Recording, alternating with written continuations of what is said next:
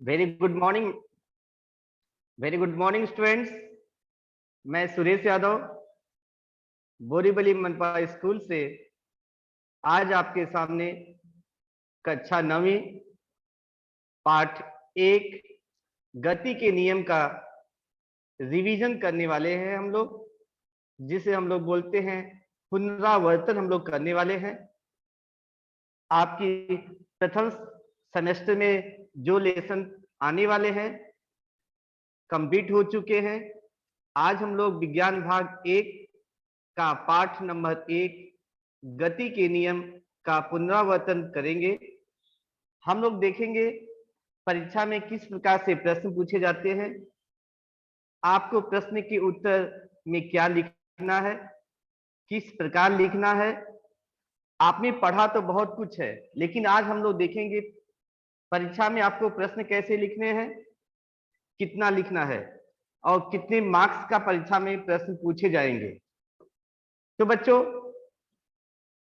पहला प्रश्न जो है गति के नियम, जैसे कि मैं अभी कंटिन्यूअस आपके सामने बोल रहा हूं, तो यह एक प्रकार की गति हो गई। मैं अपना बोलना बंद कर देता हूं तो वह गति जो होती है वह रुक जाती है। उसी प्रकार मैं कुछ चीजें बताता हूं, आप उस उदाहरण को सुनिए और आप अपने दिमाग में याद रखिए कि किसमें गति हो रहा है और किसमें गति नहीं हो रहा है। जैसे कि पक्षी का उड़ना, रुकी हुई रेलगाड़ी, हवा में उड़ने वाली घास पात, पहाड़ पर स्थित स्थिर पत्थर। ये चारों उदाहरण में आप देख रहे होंगे पक्षी का उड़ना और हवा में उड़ने वाली घास पात, यह तो गति कर रही है, लेकिन दो उदाहरण में रुकी हुई रेलगाड़ी और पहाड़ पर स्थित स्थिर पत्थर, यह दोनों में गति नहीं हो रहा है। तो जो गतिमान होता है वह अपने आसपास के जो भी पिंड होते हैं उनका स्थान परिवर्तित करते रहता है, उसे ही हम लोग गतिशील पिंड कहते हैं। तो गतिशील पिंड का परिभाषा क्या है, आप क्या लिख सकते हैं बच्चों? आपके सामने स्क्रीन पर दिखाई दे रहा होगा। यदि कोई पिंड अपने चारों ओर के पिंडों के संदर्भ में अपना स्थान परिवर्तित कर रहा हो तो वह पिंड गतिशील होता है। जैसे कि उदाहरण के तौर पे मैं साइकिल चला रहा हूं। साइकिल जब चला रहा हूं बच्चों, तो हमारे आसपास का जो पर्यावरण है, हमारे आसपास की जो पेड़ पौधे हैं, या हम एक तरह से बोले तो हमारा जो लोकेशन है वह बदलते रहता है। लोकेशन का मतलब है, जैसे मैं ट्रेन में बैठा कांदिवली से बोरीवली, बोरीवली से दहीसर, दहीसर से मीरा रोड, इस तरह से हमारा स्थान परिवर्तित हो रहा है, तो हम लोग बोलेंगे गतिशील अवस्था में है। जब स्थान परिवर्तित नहीं हो रहा है तो वह गतिशील अवस्था में नहीं है, यह हम कह सकते हैं। तो यह परिभाषा है गतिशील अवस्था की। दूसरा हम लोग देखते हैं बच्चों विस्थापन और दूरी। विस्थापन और दूरी को समझने के लिए बच्चों मैं आपको एक सिंपल उदाहरण पहले बता रहा हूं, उसके बाद में हम लोग उसकी परिभाषा को देखेंगे।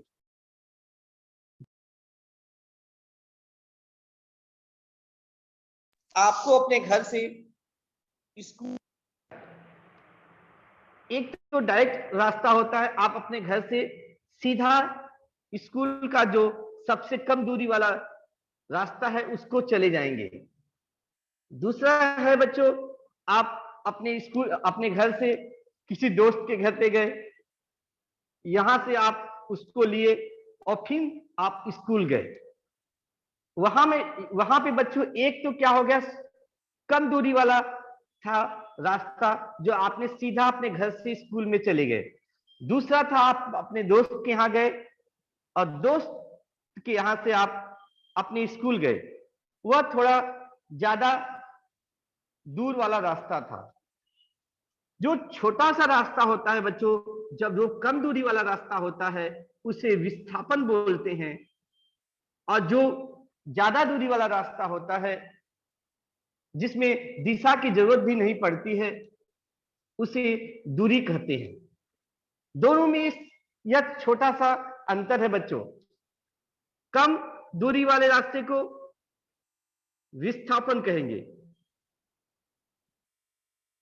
अधिक दूरी वाले रास्ते को हम लोग इसे दूरी कहते हैं। तो दोनों की परिभाषा आपकी किताब में दी, आपके सामने स्क्रीन पर दिखाई दे रहा होगा।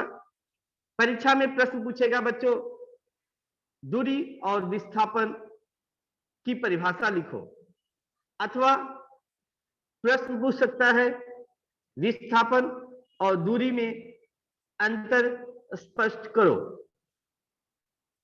तो बच्चों दूरी की परिभाषा आपके सामने लिखी गई है।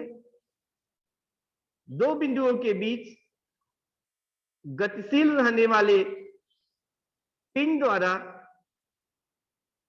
प्रत्यक्ष रूप से तय किया गया पथ दूरी कहलाता है। कितना भी दूरी आपने तय किया वह दूरी कहलाता है। उसके विपरीत विस्थापन में बच्चों आप देखेंगे गतिशील के प्रारंभ और अंतिम बिंदु के बीच की सबसे कम दूरी को विस्थापन कहते हैं। तो ध्यान में रखिएगा बच्चों, कम दूरी मतलब विस्थापन। और आप अपने स्कूल में जाने के लिए 2-3 दोस्तों के पास गए और इसके बाद स्कूल गए, जो इस अधिक दूरी आपने तय किया उसे हम लोग दूरी कहते हैं। अब उसी के आधार पे बच्चों हम लोग अभी देखते हैं चाल और वेग। यह दोनों परिभाषा बहुत इंपॉर्टेंट है, परीक्षा में आता है 2 नंबर के लिए। दो परिभाषा, दूरी और विस्थापन, दोनों परिभाषा आप लोग स्क्रीनशॉट ले सकते हैं, उसे याद कर सकते हैं। अगला टॉपिक है बच्चों चाल और वेग। अब हम लोग देखेंगे बच्चों चाल क्या होता है और वेग क्या होता है। चाल का मतलब होता है बच्चों, यदि हम लोग एक तरह से परिभाषा देखते हैं एग्जामिनेशन पॉइंट ऑफ व्यू, किसी पिंड द्वारा इकाई समय में तय की गई दूरी को चाल कहते हैं। इकाई समय में तय की गई दूरी को चाल कहते हैं। अब बच्चों आप बोलेंगे कि इकाई समय क्या होता है सर? इकाई समय में आप 1 मिनट भी ले सकते हो, 1 सेकंड भी ले सकते हो, 1 घंटा भी ले सकते हो, 1 दिन भी ले सकते हो। इकाई का समय का मतलब एक आप कुछ भी ले सकते हो, 1 मिनट, 1 सेकंड, 1 घंटे, 1 दिन, जो भी आप लेना चाहे उसे आप लोग ले सकते हो। तो दूरी बटे समय जो होता है वह चाल कहलाता है। आपको चाल की सूत्र भी दिया गया है बच्चों। चाल का सूत्र, 1 मिनट,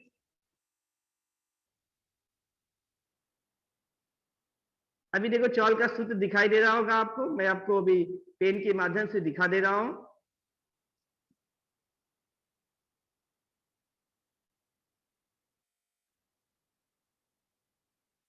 चाल का सूत्र देखो बच्चों, मैं आपको हाईलाइट करके दिखा रहा हूं। ये चाल का सूत्र है, चाल बराबर दूरी बटे समय। यह चाल की परिभाषा है। किसी पिंड द्वारा इकाई समय में तय की गई दूरी को चाल कहते हैं। आपको यह भी याद रखना है, चाल जो है यह अदिश भौतिक राशि है। उसके पहले कोई सर ने आपको लिए होंगे यह लेसन, आपको सब पढ़ाए होंगे, मैं आज इसका रिवीजन करा रहा हूं। और जो चाल की इकाई होती है बच्चों, जैसे कि सूत्र में दूरी बटे समय आया, दूरी की इकाई होती है मीटर और समय की इकाई होती है सेकेंड। तो चाल की एसआई इकाई जो होती है बच्चों, मीटर प्रति सेकेंड होती है, और सीजीएस इकाई जो होती है बच्चों, दूरी को सेंटीमीटर में दिखाते हैं और समय हमेशा सेकंड में ही होता है। इसीलिए बच्चों चाल की जो सीजीएस इकाई होती है सेंटीमीटर प्रति सेकंड होती है। तो बच्चों आपने चाल के बारे में 4 चीजें देखा। पहला तो आपने चाल की परिभाषा देखा, दूसरा आपने देखा चाल एक अदिश भौतिक राशि है, तीसरा आपने देखा चाल का सूत्र दूरी बटे समय, और चौथा आपने देखा चाल की एसआई प्रणाली में इकाई मीटर प्रति सेकंड होती है और सीजीएस प्रणाली में सेंटीमीटर प्रति सेकंड होती है। तो बच्चों कभी कभी परीक्षा में चाल की परिभाषा पूछी जाती है या कभी कभार चाल का सूत्र भी आपको दिमाग में याद रखना पड़ता है और कभी कभार आपको उसकी इकाई भी पूछी जाती है। तो यह चारों पॉइंट बहुत ही इंपॉर्टेंट है परीक्षा के लिहाज से। अभी हम लोग देखेंगे वेग। आपने देखा चाल के अंदर दूरी आ गया बच्चों। अब वेग जो होता है चाल का थोड़ा सा उल्टा होता है। एक तरह देखा जाए चाल के अंदर दूरी आया तो वेग के अंदर बच्चों विस्थापन आ जाएगा। परिभाषा सेम टू सेम रहेगा, बस दूरी और विस्थापन में बदलाव हो सकते हैं। अब देखो वेग में बच्चों, जैसा कि मैं आपको बताया चाल के अंदर दूरी आया तो वेग के अंदर विस्थापन आ जाएगा। तो वेग की परिभाषा आपको दिखाई दे रहा होगा बच्चों, सबसे ऊपर ही लिखा गया। वेग की परिभाषा क्या है आपको लिखा गया है। वेग की परिभाषा हम लोग देख लेते हैं बच्चों, ध्यान से देखो। पहला परिभाषा हम लोग देखते हैं, मैं हाइलाइटर पेन से आपको दिखा रहा हूं। परिभाषा स्टार्टिंग में लिखा है, इकाई समय में होने वाले विस्थापन को वेग कहते हैं। इसके पहले आपने चाल में क्या देखा, इकाई समय में होने वाले दूरी को वेग चौल कहते हैं। अभी इकाई समय में होने वाले विस्थापन, इसका उल्टा हो गया, दूरी की जगह विस्थापन आ गया बच्चों। दूसरा पॉइंट आप देखिए, वेग सदिश भौतिक राशि है। आपने चौल में देखा जिसे हम लोग इंग्लिश में स्पीड बोलते हैं और वेग को हम लोग इंग्लिश में वेलोसिटी बोलते हैं। तो इसमें आपने देखा था ये अदिश भौतिक राशि थी, यह इसका उल्टा हो गया, सदिश भौतिक राशि है। तीसरा पॉइंट वेग का सूत्र। वेग जो होता है विस्थापन बटे समय होता है और चौल के अंदर आपने देखा था दूरी बटे समय था। दोनों के अंदर अंतर बहुत ही कम है। अगला पॉइंट है बच्चों, वेग और चौल की इकाई समान है। मतलब बच्चों आपने चौल का देखा मीटर प्रति सेकंड एसआई इकाई था, तो वेग का भी इकाई जो होता है समान होगा। समान का मतलब है उसकी एसआई इकाई जो होती है मीटर प्रति सेकंड होगी और सीजीएस प्रणाली में इकाई सेंटीमीटर प्रति सेकंड होगा। कभी कभार आपको परीक्षा में दोनों के बीच अंतर भी लिखने के लिए आएगा, तो आप तो पहले परिभाषा लिख सकते हो, दूसरा आप अदिश भौतिक राशि सदिश भौतिक राशि लिख सकते हो, तीसरे में आप इसका सूत्र लिख सकते हैं दूरी बटे समय। यहां पे आप लिख सकते हो विस्थापन बटे समय। ये दोनों के बीच में अंतर स्पष्ट करने के लिए आता है। फिर भी आपको कम से कम दो नंबर के लिए आए तो 2 पॉइंट और 3 नंबर के लिए आए तो 3 पॉइंट आपको लिखना बहुत जरूरी होता है। अभी बच्चों हम लोग अगला टॉपिक देखते हैं। आप लोग पहले से पढ़ चुके हो, हम लोग आज रिवीजन कर रहे हैं। तो अगला जो टॉपिक है एक समान गति। एक समान गति का मतलब होता है बच्चों, आधे घंटे में हम लोग यदि 5 किलोमीटर चलते हैं तो आगे वाला आधा घंटा में भी 5 किलोमीटर चले और फिर इसके बाद आगे के आधे घंटे में फिर से हम लोग 5 किलोमीटर चले, तो इसे हम लोग एक समान गति कह सकते हैं। इसके विपरीत यदि मैं बोलूं मैं 1 घंटे में 5 किलोमीटर चलता हूं, आगे के आधे घंटे में 1 घंटे में मैं 3 किलोमीटर चलता हूं, उसके बाद फिर से 1 घंटे में मैं 2 किलोमीटर चलता हूं, तो यहाँ पे समय समान है लेकिन दूरी बदल रही है, तो वह एक समान गति नहीं कहलाएगी। तो बच्चों अभी हम लोग देखना है एक समान गति। तो आपको मैं समझा दिया, इसकी परिभाषा आपके सामने दिखाई दे रही होगी बच्चों। मैं आपको डार्क पेन के द्वारा शो आउट कर देता हूं।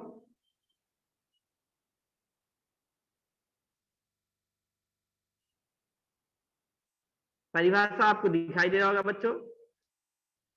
यदि पिंड द्वारा समान समय में समान दूरी तय की जाती है तो उसकी गति को एक समान गति कहते हैं।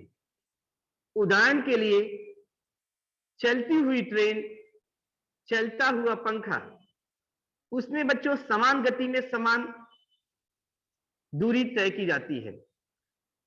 इसका उल्टा हम लोग बच्चों देखते हैं, एक समान गति का उल्टा जो होता है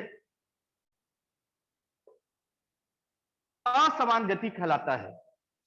एक समान गति का उल्टा, या इसको हम लोग बोलते हैं अपोजिट, असमान गति की परिभाषा हम लोग देखते हैं। यदि पिंड समान समय में असमान दूरी तय करता है तो उसकी गति को असमान गति कहते हैं। उदाहरण के लिए बच्चों, यदि भीड़ भाड़ वाले रास्ते पे यदि हम लोग गाड़ी चला रहे हैं, आप आधे घंटे में मान लिया 2 किलोमीटर चले, आगे का रास्ता यदि खाली रहा तो फिर आधे घंटे में आप 4 किलोमीटर चले, फिर से आधे घंटे के बाद वाला रास्ता में यदि भीड़ भाड़ रहा तो फिर से आप आधे घंटे में 1 किलोमीटर चले। मतलब समय तो समान है लेकिन दूरी असमान तय की जा रही है, तो इसे असमान गति कहते हैं। उदाहरण आपको दिया गया है। तो कभी कभी बच्चों परीक्षा में प्रश्न आता है, समान गति और असमान गति में अंतर स्पष्ट करो। तो दोनों के अंदर 2-2 पॉइंट लिखा जा सकता है।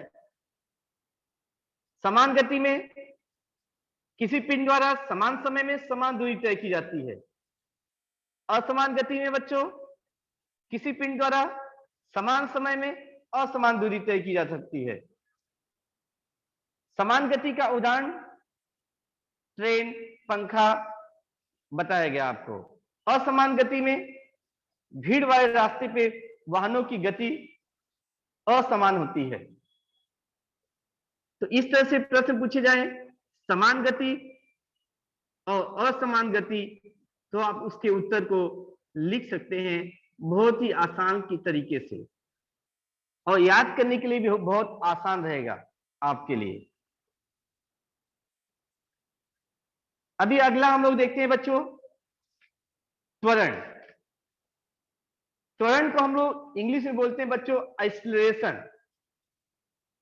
इसके पहले आप लोग पढ़ चुके हो त्वरण के बारे में, तो मैं आपको बताना चाहता हूं, परीक्षा में पूछते हैं त्वरण की परिभाषा लिखो। जब त्वरण की परिभाषा पूछी जाती है तो पहला आप लोग त्वरण की परिभाषा लिख सकते हो बहुत ही आसान तरीके से बच्चों। परिभाषा में आपको हाईलाइट करके दिखा रहा हूं। पहला पॉइंट, वेग परिवर्तन की दर को त्वरण कहते हैं। जब बच्चों वेग में परिवर्तन हो रहा है तो वहां पे त्वरण होता है। त्वरण की परिभाषा है वेग परिवर्तन की दर को त्वरण कहते हैं। यह परिभाषा है, सभी विद्यार्थी याद रखना।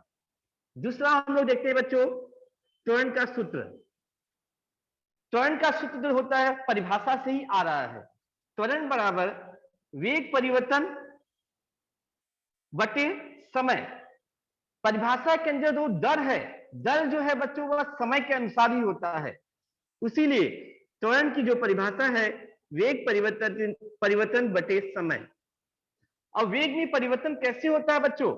जैसे कि हम लोग गाड़ी चला रहे हैं, जब हम लोग गाड़ी चलाना चालू करते हैं तो जो प्रारंभिक वेग होता है बच्चों वह कम होता है, लेकिन जब गाड़ी स्पीड में आ जाती है तो इसका अंतिम वेग जो होता है वह ज्यादा होता है।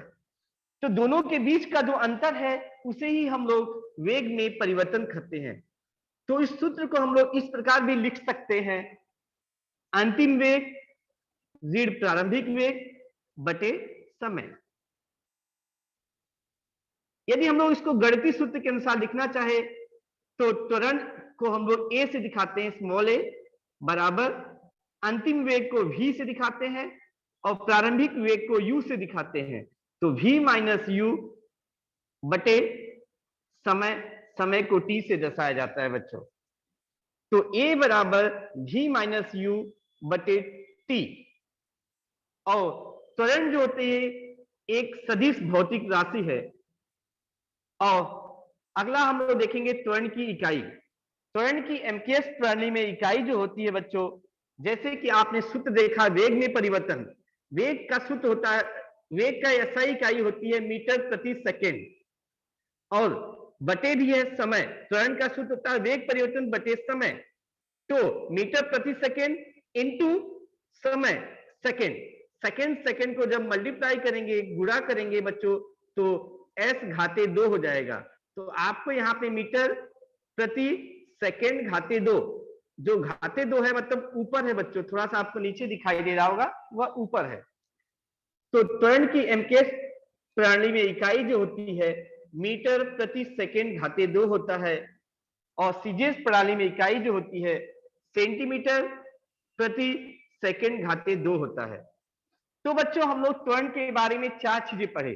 पहला त्वरण की परिभाषा, दूसरा त्वरण का सूत्र, तीसरा त्वरण एक सदिश भौतिक राशि है और चौथा आपने देखा त्वरण की एमकेएस और सीजीएस प्रणाली में इकाई। तो बच्चों ये बहुत ही इंपॉर्टेंट है। जैसे कि मैं आपको अभी बताया चौल, वेग, त्वरण, सबका परिभाषा, सबका सूत्र, अदिश राशि की भौतिक राशि या एमकेएस प्रणाली में इकाई क्या होती है, सीजीएस प्रणाली में इकाई क्या होती है, यह सब आपको याद होना बहुत जरूरी है। कभी कभी वह सत्य और असत्य में भी पूछता है, कभी कभी जोड़े मिलाओ में भी पूछ सकते हैं, कभी कभी खाली स्थान में भी आता है बच्चों, और कभी कभार एक वाक्य उत्तर में आते हैं, और कभी कभार बच्चों आपको अंतर स्पष्ट करो में भी यह प्रश्न पूछे जाते हैं। बहुत ही इंपॉर्टेंट प्रश्न है जो मैं आपको बताया भी। जैसे कि आप अपने त्वरण को देखें, अभी हम लोग देखते हैं त्वरण के प्रकार। आपने देखा त्वरण क्या होता है, वेग परिवर्तन की दर को हम लोग त्वरण कहते हैं, आपने देखा। अभी हम लोग को देखना है त्वरण क्या होता है। त्वरण जो होते हैं 3 प्रकार के होते हैं बच्चों। पहला धनात्मक त्वरण, दूसरा ऋणात्मक त्वरण और तीसरा जो होते हैं शून्य त्वरण होते हैं।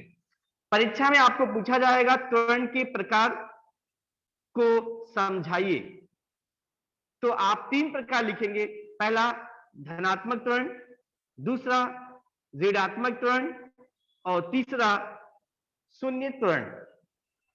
तो अभी हम लोग देखते हैं धनात्मक त्वरण क्या होता है। पहले धनात्मक त्वरण बच्चों, जैसे कि आपको मालूम होगा, जब हम लोग गाड़ी का स्पीड जो वेग होता है बढ़ता है, जब गाड़ी का वेग बढ़ रहा है जो त्वरण होता है बच्चों, पिंड का वेग बढ़ना को हम लोग धनात्मक त्वरण कहते हैं।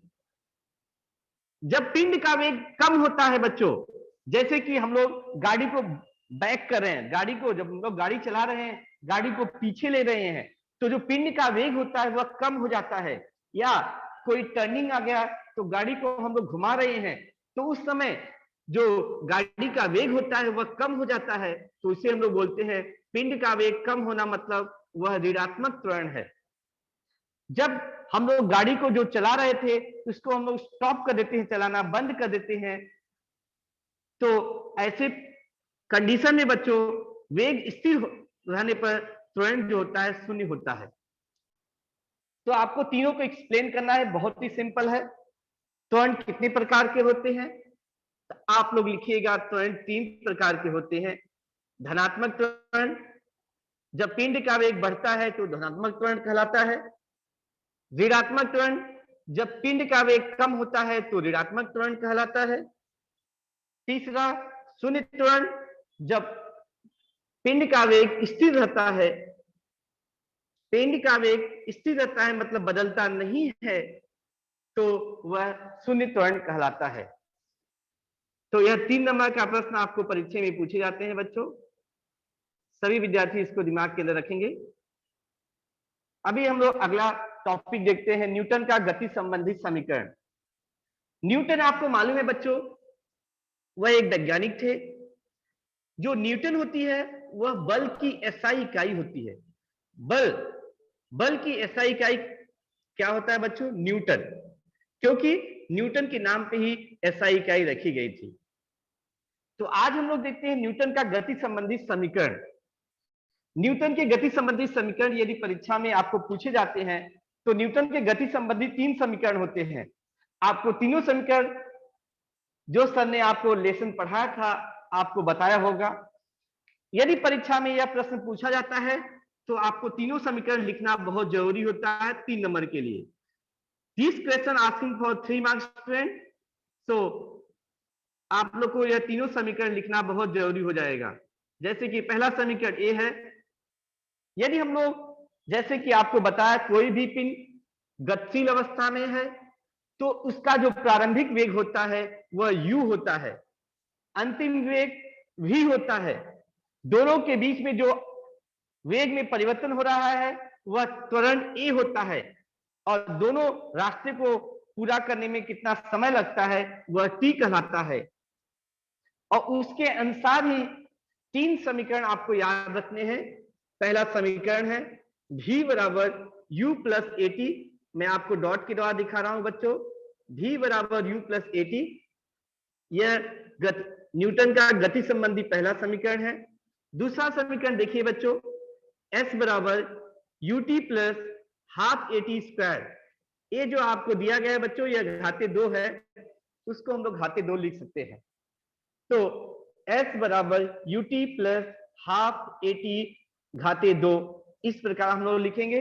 और गति का जो तीसरा समीकरण है स्टूडेंट, v स्क्वायर बराबर u स्क्वायर प्लस 2as है।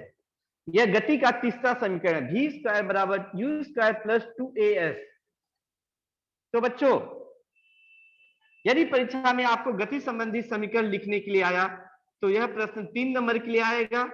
आपको तीनों समीकरण लिखने हैं, हर एक समीकरण के लिए 1 मार्क्स दिया जाता है।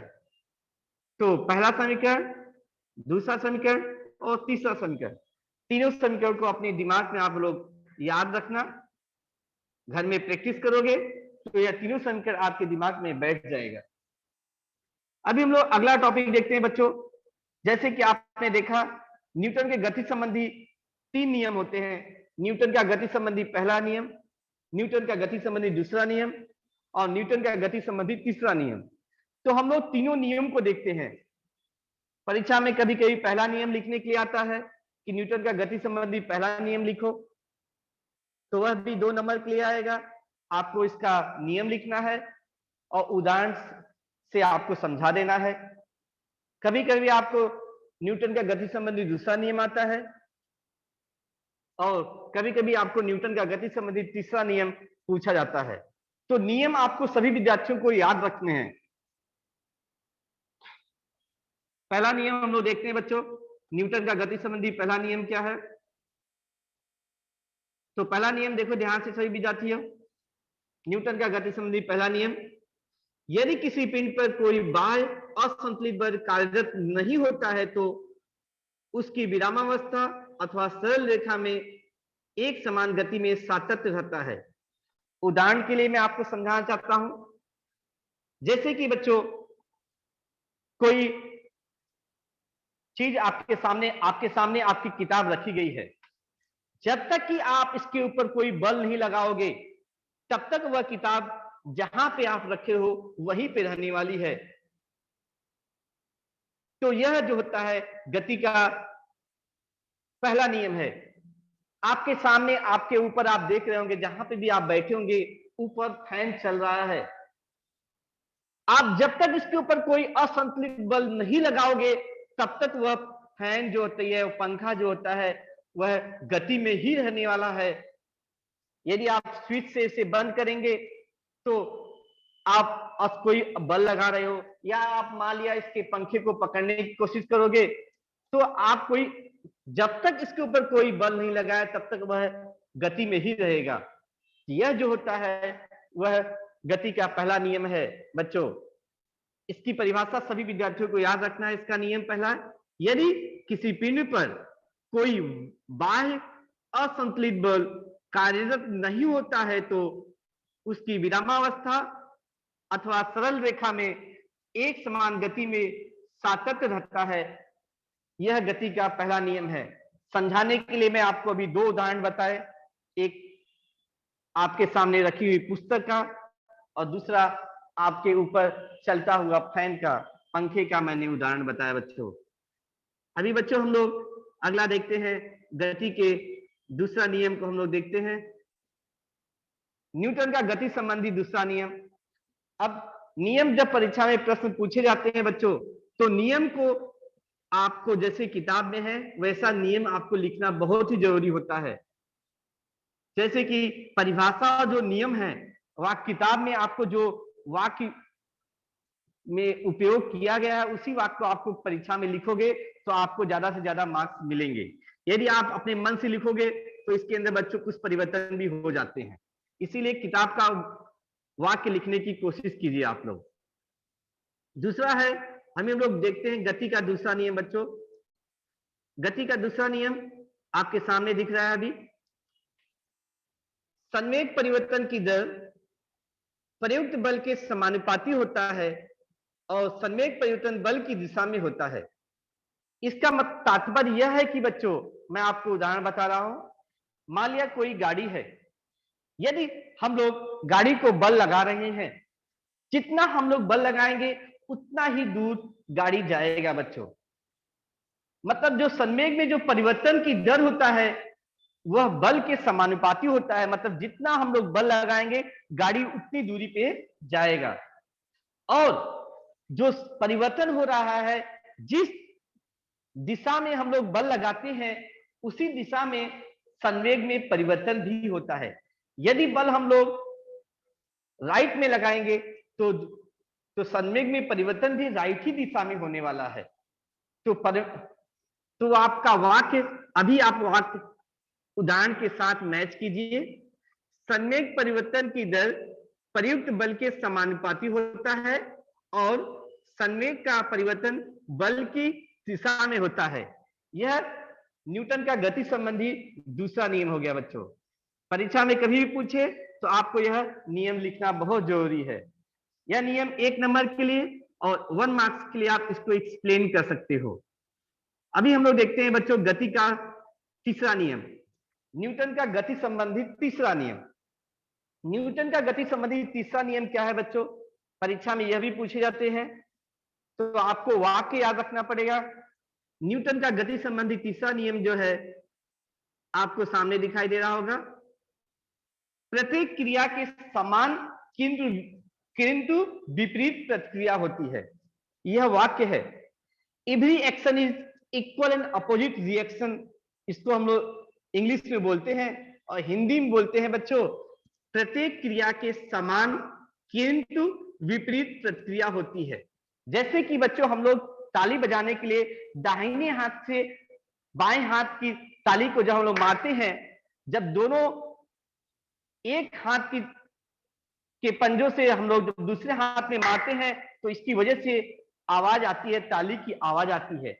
आप ध्यान दोगे कि इसमें जो होती है, आप बल तो एक हाथ से लगा रहे हैं लेकिन उतना ही बल दूसरा हाथ भी पहले हाथ को दे रहा है, जिसकी वजह से ताली बज रही है। बल तो समान है लेकिन जो इसकी दिशा है वह उल्टा है बच्चों। ये दाहिने को हम लोग बाएं में मारते हैं तो बायां भी दाहिने को मारता है, उसकी दिशा जो होती है बच्चों विपरीत होती है, लेकिन जो उसका जो एक तरह से हम लोग बोले क्रिया जो होती है वह समान होती है। तो वाक्य आपको याद रखना है, प्रत्येक क्रिया की समान किंतु विपरीत प्रतिक्रिया होती है। यह न्यूटन का गति संबंधी तीसरा नियम हो गया बच्चों। तो बच्चों इस तरह से इस लेसन को हम लोग रिवाइज कर रहे हैं। तो परीक्षा में प्रश्न पूछा तो आपको यह वाक्य लिखना बहुत जरूरी है, प्रत्येक क्रिया के समान किंतु विपरीत प्रतिक्रिया होती है। यह न्यूटन का गति संबंधी तीसरा नियम है।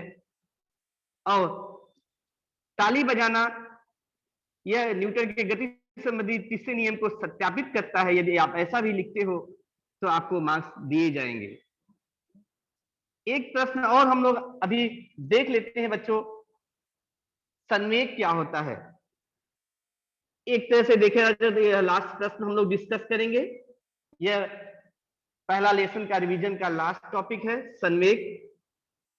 पिंड के वेग और द्रव्यमान के गुणनफल को हम लोग संवेग बोलते हैं बच्चों। द्रव्यमान और वेग के गुणनफल को हम लोग संवेग कहते हैं। संवेग जो होता है एक प्रकार से वह एक सदिश राशि होता है। ये भी आपको दिमाग के अंदर रखना पड़ेगा। पहले परिभाषा आपको दी गई है बच्चों, पिंड के वेग और द्रव्यमान के गुणनफल को संवेग कहते हैं। दूसरा आपको दिया गया संवेग एक सदिश राशि होती है। तीसरा आपको दिया गया संवेग जो होता है, आपने परिभाषा में देखा द्रव्यमान m और वेग v का गुणनफल, दोनों का गुणनफल हो गया, यह सूत्र है। एक तरह से हम लोग देखें तो इसको ऐसे भी बोल सकते हैं, संवेग बराबर द्रव्यमान गुणे वेग। अब हम लोग लास्ट में देखते हैं संवेग की इकाई। संवेग की जो इकाई होती है एमकेएस प्रणाली में इकाई आपको मालूम है, द्रव्यमान की इकाई होती है किलोग्राम और वेग की इकाई होती है मीटर प्रति सेकेंड। तो यह मीटर प्रति, दोनों मिल जाते हैं तो संवेग की इकाई बन जाता है बच्चों किलोग्राम मीटर प्रति सेकेंड। उसी प्रकार यदि हम लोग सीजीएस प्रणाली में इकाई को देखते हैं तो संवेग की सीजीएस प्रणाली में इकाई जो होती है वह हो जाती है बच्चों ग्राम सेंटीमीटर प्रति सेकेंड। तो बच्चों आपने संवेग के बारे में 4 पॉइंट देखा। पहला संवेग की परिभाषा, पिंड के वेग और द्रव्यमान के गुणनफल को संवेग कहते हैं। दूसरा आपने देखा संवेग एक सदिश राशि है। तीसरा आपने देखा संवेग का सूत्र होता है मास गुणे मतलब द्रव्यमान गुणे वेग।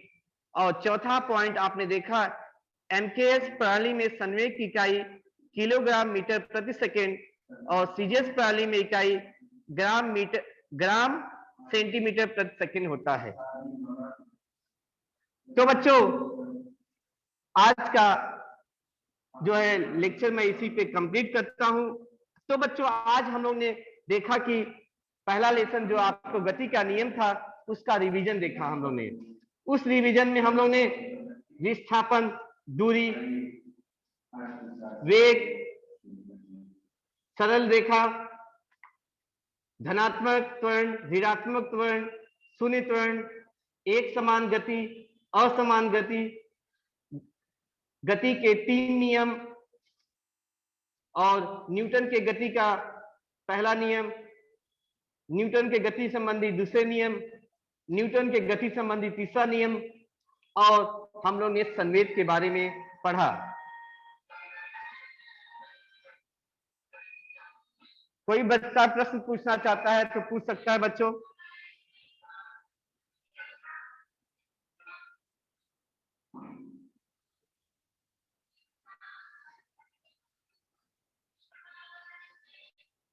हाँ सर जी।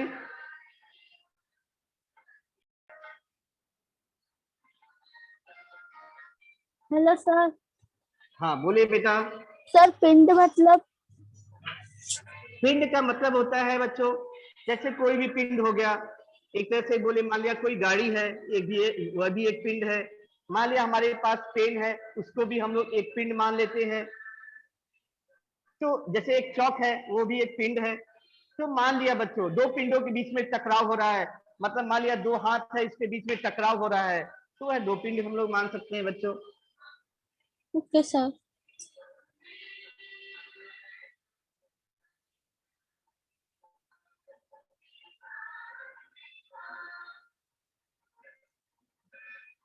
और कोई बच्चा प्रश्न पूछना चाहता है?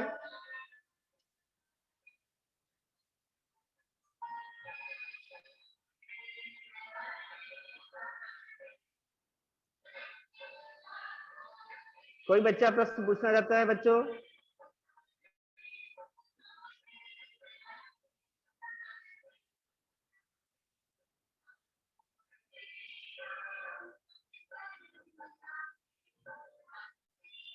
तो बच्चों बच्चों आज हम लोग गति के नियम का रिवीजन किए। उसमें आपने विस्थापन, दूरी, वेग, चाल, एक समान गति, असमान गति, त्वरण, धनात्मक त्वरण, ऋणात्मक त्वरण, शून्य त्वरण, न्यूटन के गति संबंधी पहला नियम, न्यूटन का गति संबंधी दूसरा नियम, न्यूटन का गति संबंधी तीसरा नियम के बारे में अध्ययन किया और इसका रिवीजन किया। परीक्षा में प्रश्न किस प्रकार पूछे जाते हैं मैं आपको बताया, क्या क्या लिखना है मैंने वो भी बताया। थैंक यू बच्चों मेरा क्लास सुनने के लिए। Thanks lot all of you.